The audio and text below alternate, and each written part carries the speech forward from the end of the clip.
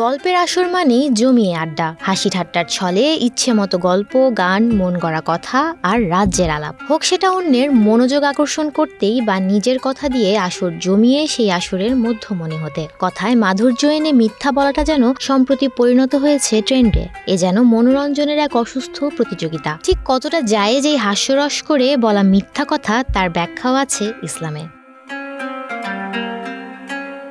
হাসি কৌতুক ইসলামে নিষিদ্ধ নয়, বরং নির্দোষ হাসি কৌতুক চর্চায় উৎসাহিত করা হয়েছে। হাদিসে এসেছে, মুসলমানরা পরস্পর হাসি মুখে সাক্ষাৎ করলেও সৎকার সোয়াব দেয়া হয়। আল্লাহর রাসূল সাল্লাল্লাহু আলাইহি ওয়াসাল্লাম নিজেও সাহাবীদের সঙ্গে অনেক হাসি কৌতুক করেছেন।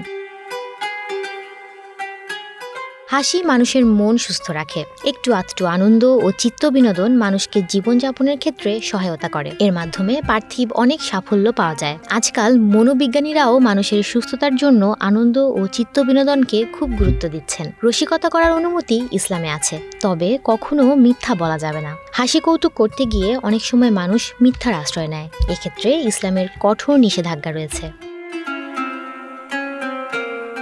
নবীজি সাল্লাল্লাহু আলাইহি ওয়াসাল্লাম রসিকতা করে কাউকে ভয় দেখাতে নিষেধ করেছেন। সাহাবীরা বলেন, তারা নবীজি সাল্লাল্লাহু আলাইহি ওয়াসাল্লামের সঙ্গে সফর করার সময় তাদের সঙ্গের একজন ঘুমিয়ে পড়লে অন্য কেউ তার তীরটি নিয়ে নেন। পরে লোকটি ঘুম থেকে জাগ্রত হয়ে ভয় পেয়ে যান। এই দৃশ্য দেখে সবাই হেসে ওঠেন। তখন নবীজি সাল্লাল্লাহু আলাইহি ওয়াসাল্লাম বলেন, কোনো মুসলমানকে অন্য মুসলমানের ভয় দেখানো বৈধ নয়।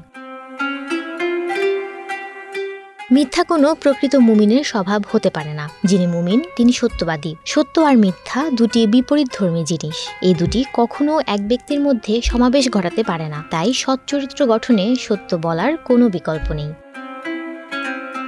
সুমনা মুস্তফা, প্রবাস খবর।